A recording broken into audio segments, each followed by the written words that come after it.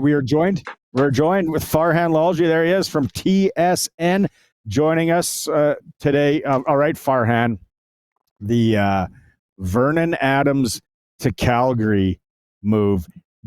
Let's be honest, that didn't surprise you. Wait! You're burying the lead here. I'm talking to Ryan Pollock.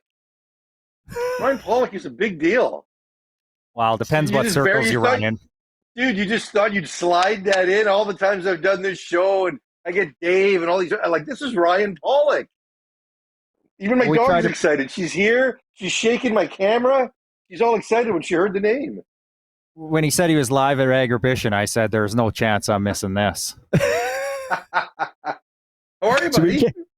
Fantastic. Nice to chat with you. Good to hear your voice. Yep.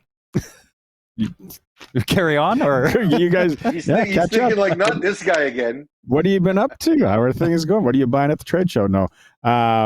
What the VA to Calgary? Is that what you expected, Farhan? Yeah, for sure. I mean, they were the one team that had the biggest need. I think everybody else was intrigued.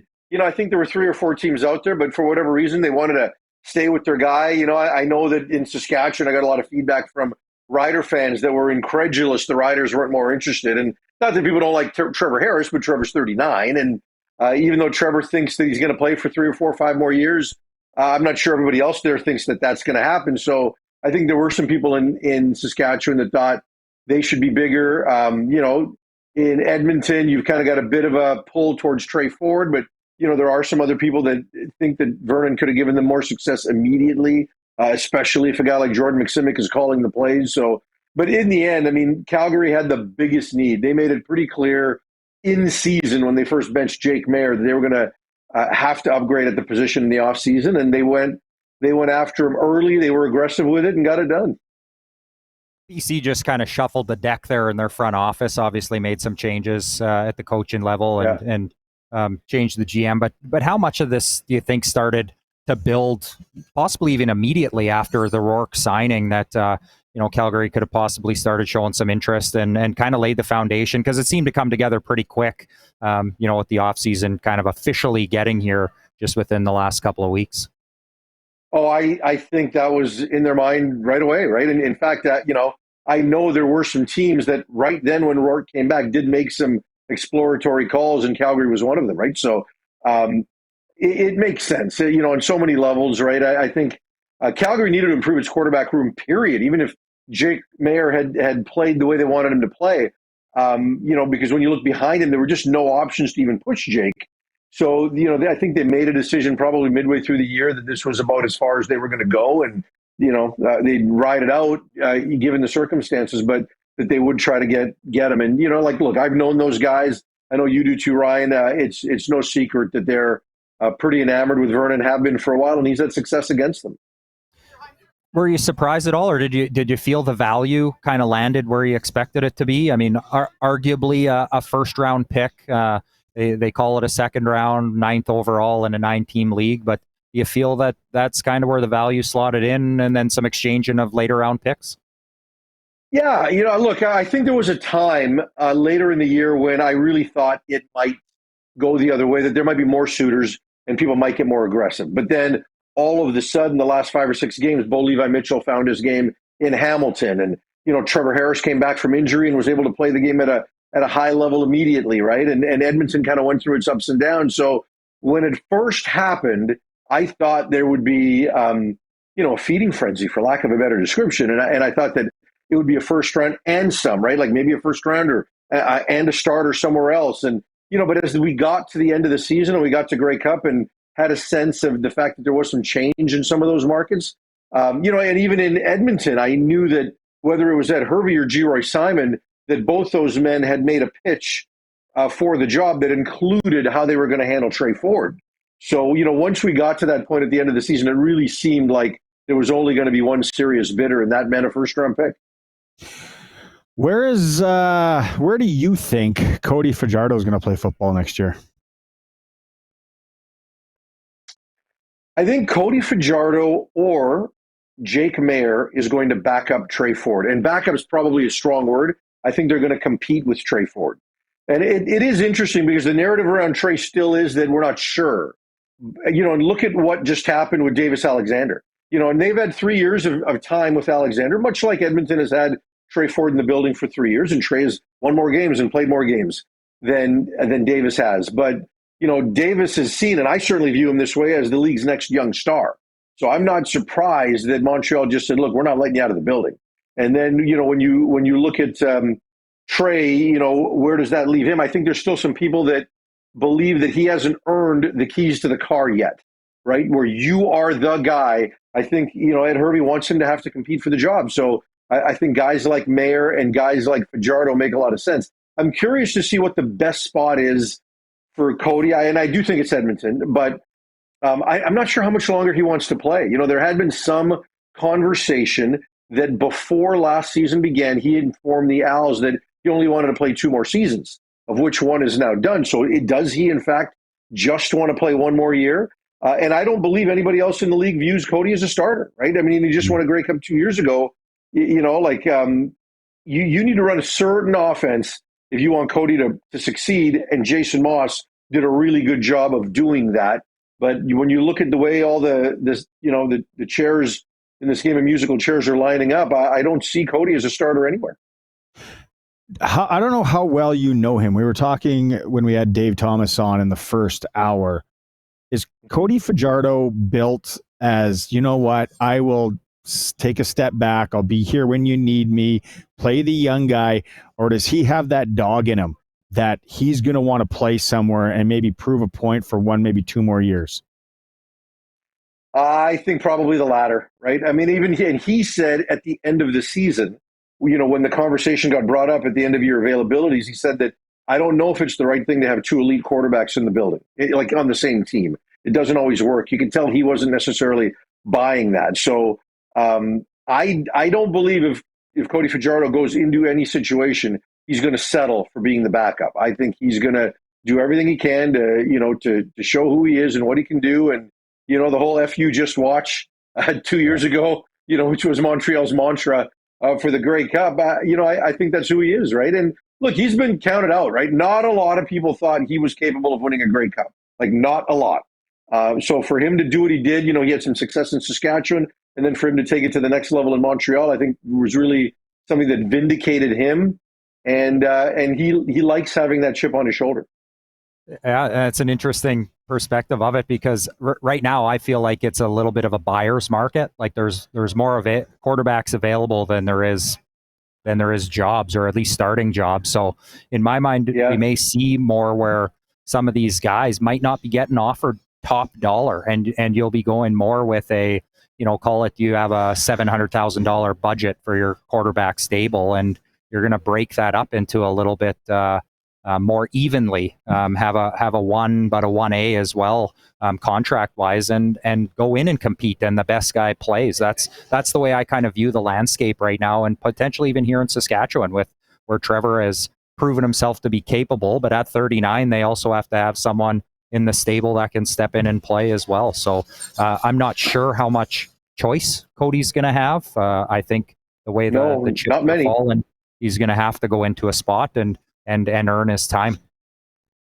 You're right. And, think of where we were 12 months ago, because going into last offseason, there were so much questions around the position. I think the only team that probably felt really good at the quarterback position was maybe Calgary when they had Matthew Shills, right? Because he'd had a little bit of mileage, right? But now all of a sudden, this year, Bo Levi Mitchell reinvigorated his value.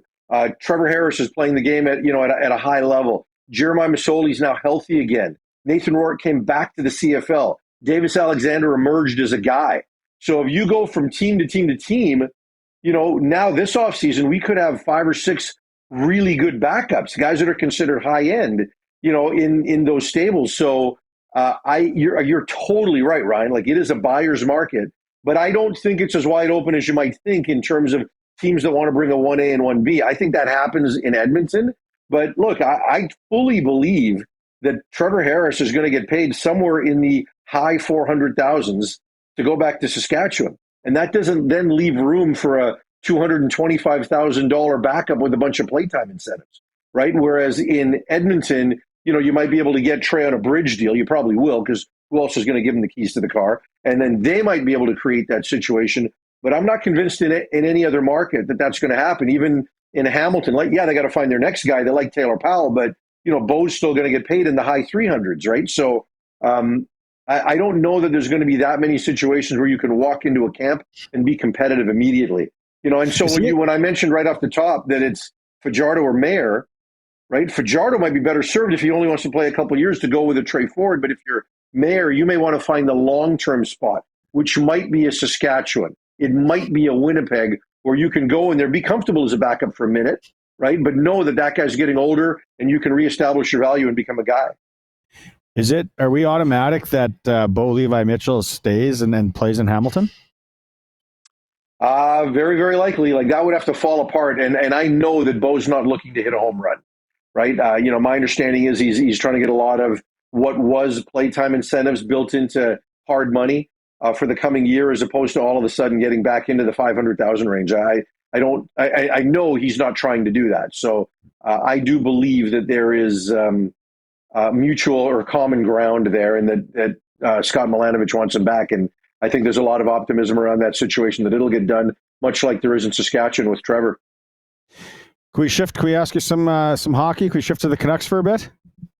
Sure, let's do it.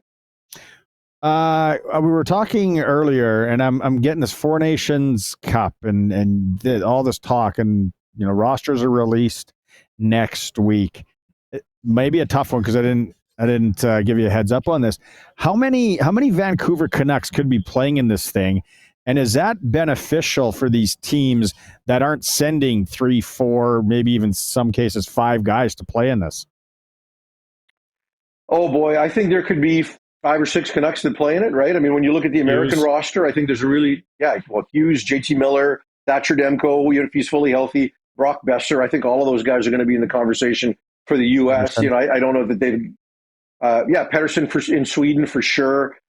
Fortunately for the Canucks, that there's not going to be a Latvian team because you'd get Bluger and some of these other guys there. But yeah, I think there's a legitimate chance that 5 Canucks wind up going to it. And quite frankly, if you look at where things turned for the Canucks last year, it was at the All-Star break. And not that you're overly taxed at an All-Star break, but you certainly are giving up the opportunity to go rest for a while, right? And the Four Nations will take longer than the All-Star break.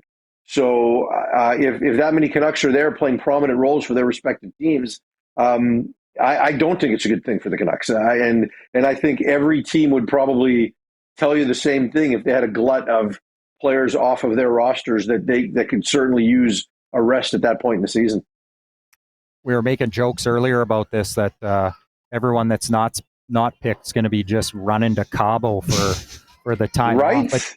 But do you know, in all seriousness, when the event's on, are they off? Is it a jailbreak for all teams in the sense that the building's essentially empty? You're on your choice how you want to spend that time? Yeah. There's in the collective bargaining agreement, there's a certain amount of time that you have to give where there's nothing. And then, you will get, like in an Olympic break, you do get players that come back a week before the season starts, and they begin the process, even if some of their teammates are overseas playing in the Olympics. But that's a longer competition. But yeah, it is collectively bargained that they do have to take a certain amount of time where teams can't have them do anything. But so I would think some of these guys are going to take full advantage of a vacation for 5 or 6 days and get away if they can get it. Wouldn't you? Come on. I know. The ultimate load management, guys. That's load management right there, 101. We got 40 centimeters of snow in the last week. We love it here right now. Hey, they're not going to Saskatchewan during their break. That's not happening. No, for sure. Canucks specifically in that Pacific Division.